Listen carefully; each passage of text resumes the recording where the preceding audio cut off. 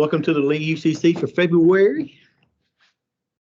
And with that in mind, again, a copy of this presentation along with the sign-in roster and the PDF will be available online at the ncucc.org website under Lee UCC. So we've got some new designs for our banners. We have 120 available.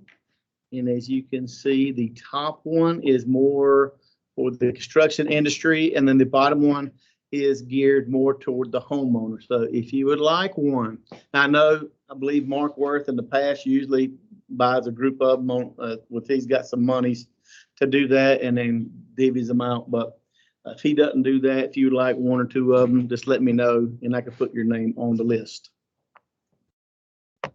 Tailgate wrap, we've got 26 wraps that we can give away. We would like to hit folks who haven't received one in the past. Have y'all have one here, a tailgate wrap like that? Yeah, so I mean, if you want to request one, we're more than happy to do that. You guys find who you want to put the wrap on, and I will pay with my credit card. I believe it's $225 toward the installation of that. If it goes over that, then you'll be responsible for it. But we like it to be one of the inspectors, a meter reader, something like that, somebody who's out all over town pretty much all day long. And it has to be a newer vehicle, right? Like 1 or 2 years old, no older than.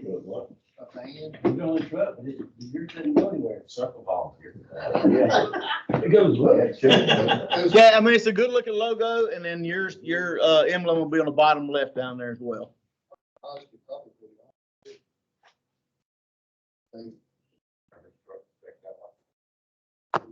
So for April, we didn't do the treasure hunt. We did the Dare to Dig, and they're $300 up to grabs. Anybody done it in the past?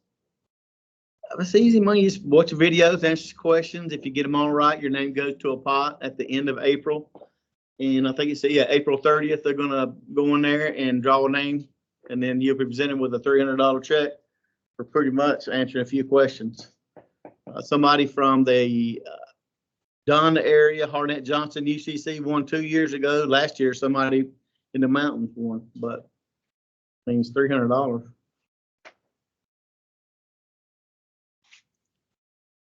We are going to be at the Dixie Deer Classic, March 1st through the 3rd, coming up quick. And we're going to have the Safe Digging Express trailer out there for folks to kind of walk through and check out, the kids. It's pretty cool. Inside is set up kind of like the outside of a house. And then we've got this in the floor. You can actually see the gas lines, the service coming off of it. You can see water lines. You can see communication lines, fiber going underground as well. So this is a new tool that we've got out there. Is anybody planning on going? I have to go. Mandatory for me. If you go, I mean, you can register. We're going to give away some Amazon gift cards. We've got a Blackstone affordable griddle that we're going to give away, as well as a Yeti cooler. So if you plan on going, or you know somebody that's going, tell them to stop by. All you got to do is scan the QR code. Put your information in there. Once we draw for these gifts, we throw that stuff away. We don't sell it. We don't obliterate you with emails. It's just to get people to our booth, and then we can engage them with the 811 message. Some important dates coming up. March the 12th is going to be the state UCC. That's going to be at Dominion Energy in Raleigh, 4211 Global Street, and that starts at 10 a.m. There is a hybrid meeting as well, so you can attend in person, and you like to do it virtually, kind of like we let folks jump online here for this meeting. You're more than welcome to do that. The North Carolina Locate Resolution Partnership Committee is going to meet March the 20th at 11, and that's going to be held at the NC 811 Event Center, 5009 High Point Road. Again, that is hybrid as well. Board meeting is going to meet April the 19th at Chitola Resort, Blowing Rock. And if you would like more details, or you thinking about attending, you can reach out to Miss Stephanie Brown, Stephanie at NC 811, and she can give you some guidance on that. The North Carolina Underground Damage Prevention Review Board is going to meet Tuesday, April the 23rd at 10 a.m. And again, that's going to be at the NC 811 Event Center. So if you would like to know more about the board, you can always go to their URL and see who actually sits on the board and kind of follow along the cases. Speaking of the Underground Damage Prevention Review Board, so they met the 23rd of January. They had 56 cases on the agenda. 55 cases were reviewed with action. 1 case was tabled.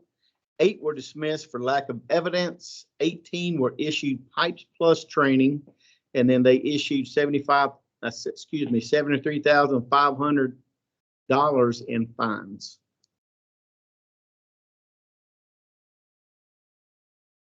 As always, the NC 811 calendar or the NC UCC calendar is the way to find out what's going on within the NC 811 community.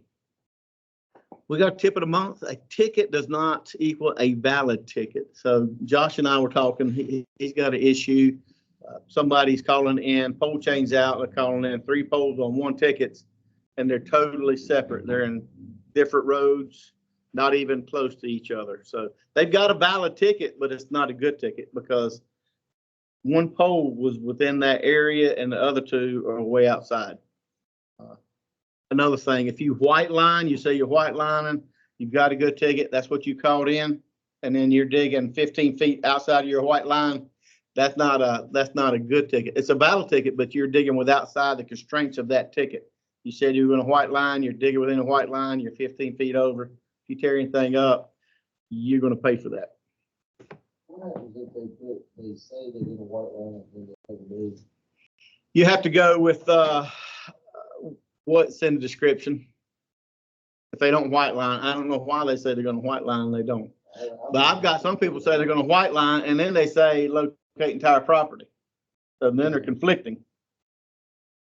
If it was me, I would locate entire property and not even bother with the white line, because as soon as you do the white line, the lawyer is going to say, well, they requested also the entire property. So why didn't you do the greater of the 2 to protect your facility? That's going to be the question.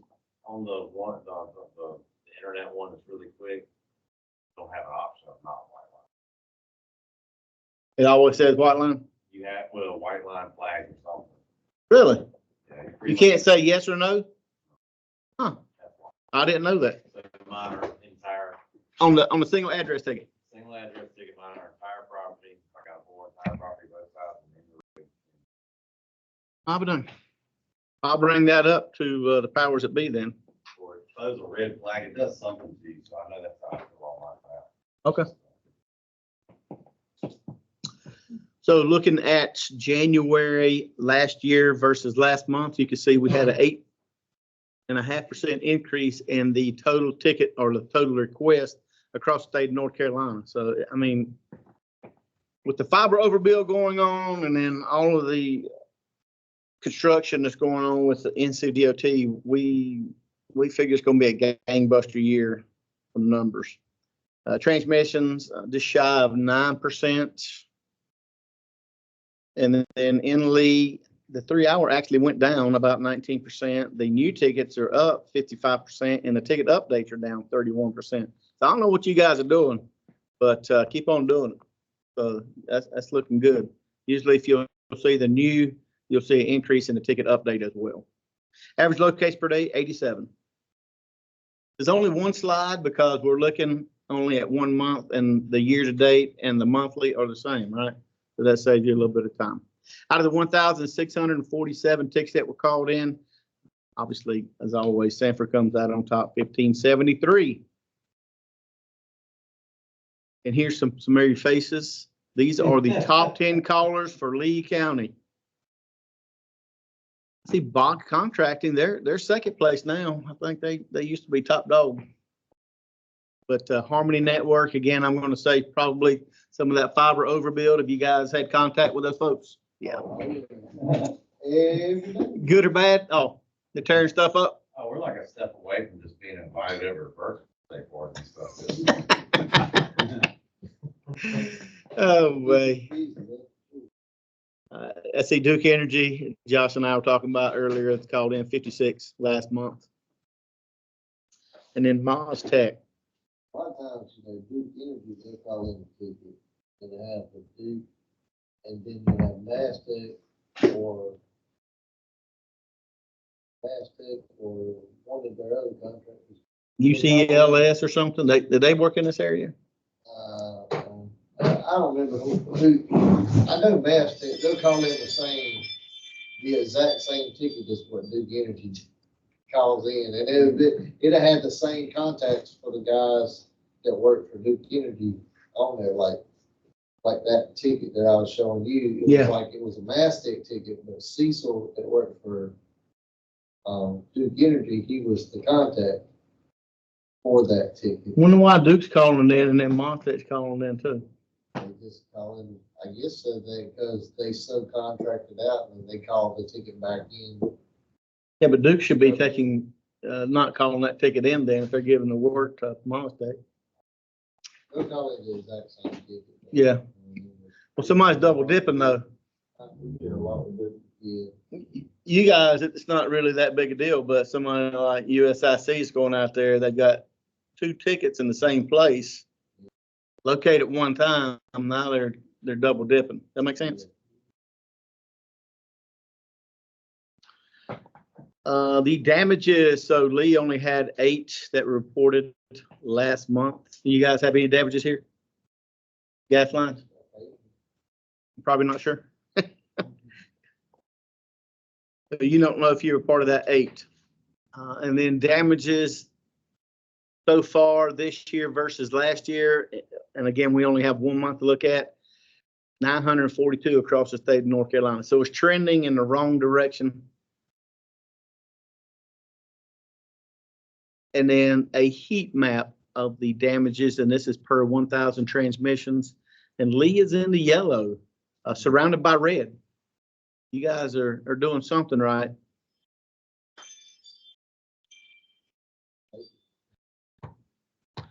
All right, anybody have any questions or comments about the presentation? I got a year of looking. Yeah, you're gonna have a lot. I think we got the next 5 years. All right, so we'll go ahead and open the floor up, and we'll start here with Dixie Pipeline. You guys got any projects or issues? The only one we got was we had one locate, that we called in ourselves and they didn't get marked at all. The whole time. Yeah. That Was was definitely nothing they counted. Was everybody underground, or was any Yeah. aerial? Everybody was underground, and nobody located anything. I believe it's Southern Pines, so the Southern Pines water and then communication. So is that Moore County? Yeah. Okay. Yeah, so they want this county. All right, that it? Okay. Sorry, I can't help you on that one. You won't locate for Piedmont?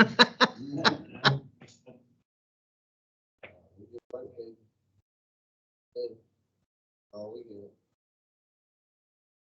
Josh, you locate and dispatch? Oh, I thought you said you was in the dispatcher's office this morning, dispatching. Oh,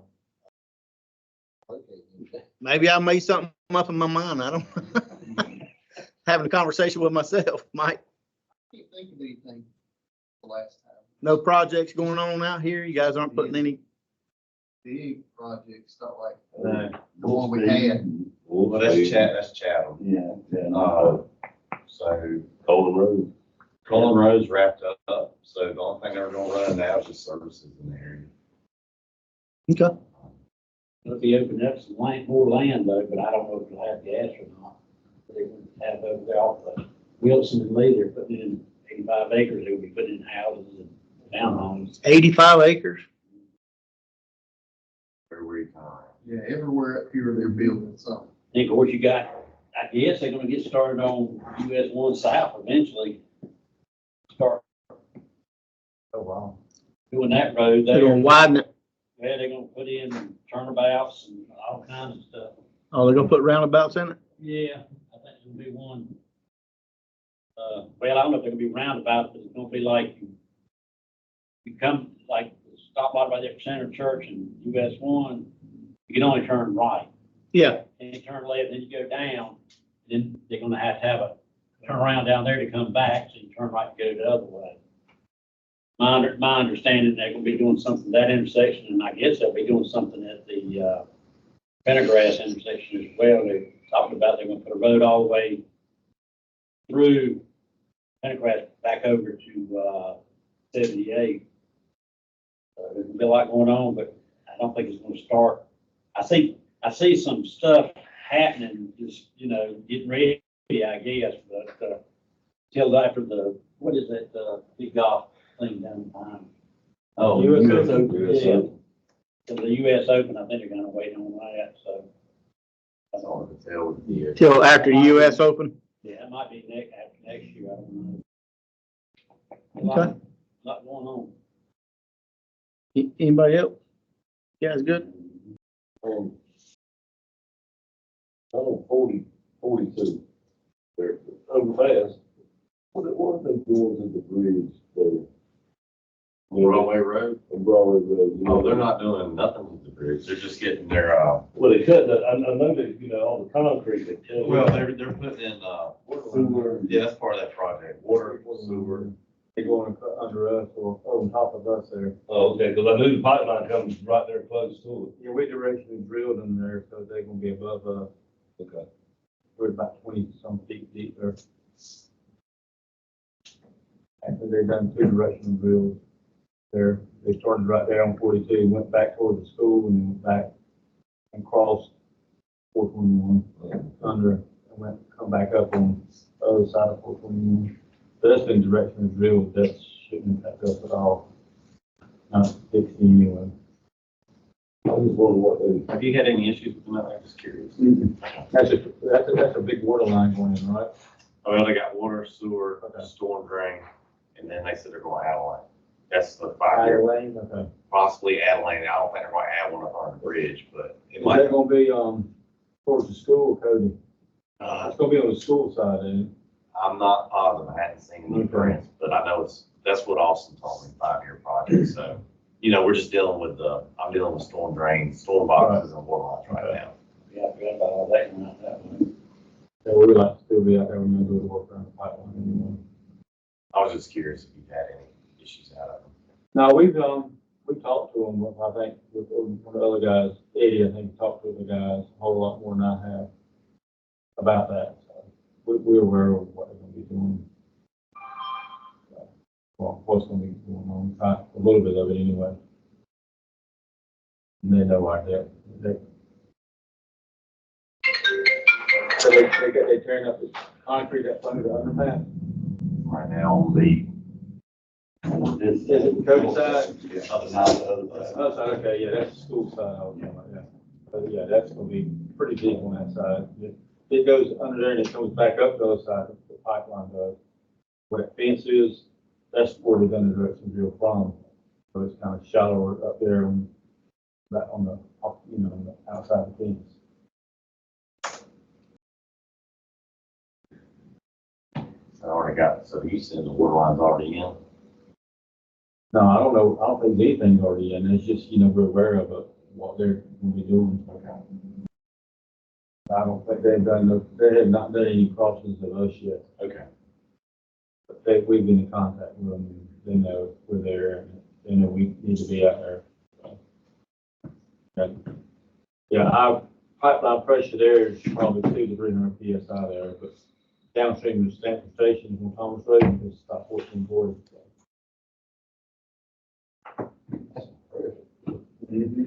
A lot. It's a lot, yeah. All right, nobody's got anything else? That's all I have. Next meeting is gonna be next month. You guys will host us again. It's gonna be March the 12th. Yes, sir. Invitations to follow. Yep, March 12th. Thank you very much. Yes, sir. Thank y'all.